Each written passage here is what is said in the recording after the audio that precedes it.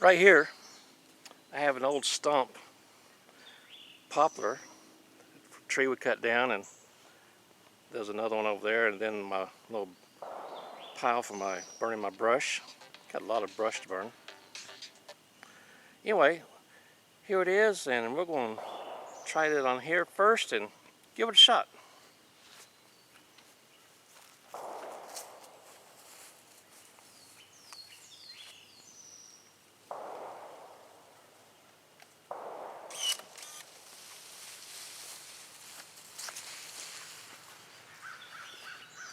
You can see how big this is. Let me come up here. No issues with that at all. Let's come back over here. See what else we can do real quick.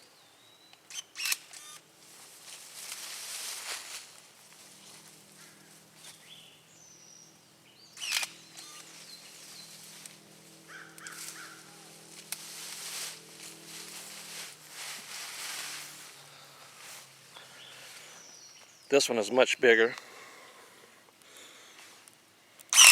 No issues with that at all.